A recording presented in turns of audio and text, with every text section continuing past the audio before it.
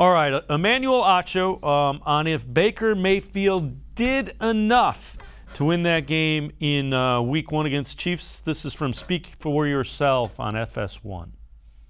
Baker Mayfield managed the game marvelously. The problem is he only managed the game. He didn't win the game.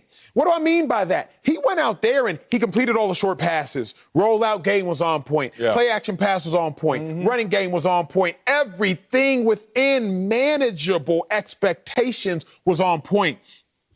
But there were a couple times I needed Baker to go win the game. There was a deep ball. Anthony Schwartz, a speedster from the SEC, if I'm not mistaken, ran track in the SEC, was a big-time speedster.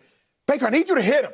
I don't need you to manage the game. On that play right there, Baker, I need you to win the game. Then David Njoku later on, I believe it was the end of the half, 32 seconds left, you'll see the play. Yes, it ended up being a holding penalty. I think it's this one right here. But Baker, I need you to win the game. Don't manage it for me. You manage it perfectly, but I need you to go win the game. Those are the plays where you have to win the game. So I'm not going to put the loss on Baker. I don't think it's Baker's fault they lost, but I do think it's Baker's fault that they did not win because he did not do enough to go win the game. And those, the Schwartz one, you hope that comes with a little more time, game speed, and Acho makes a point. Having said that, I think Baker played pretty well.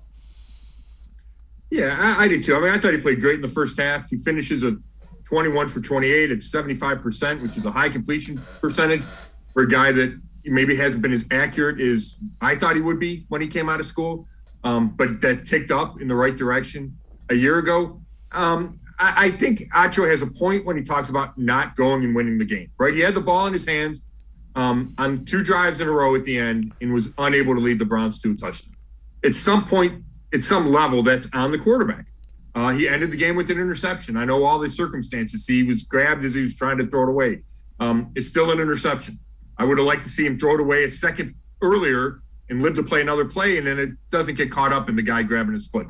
So, yeah, Baker did not go win the game, and he's going to have to do that this season in order for the Browns to get where we think they're going to go. But he has done it in the past. You go to that Cincinnati game a year ago. It was a great come-from-behind win, and Baker made every throw he needed to.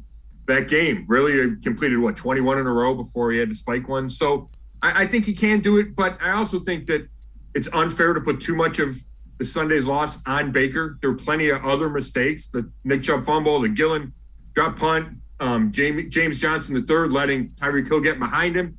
Those are all huge plays that put Baker in the spot that he wound up being in.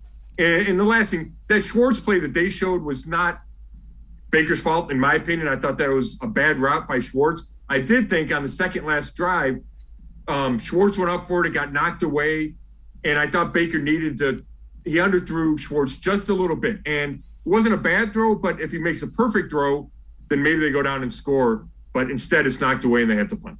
Yeah.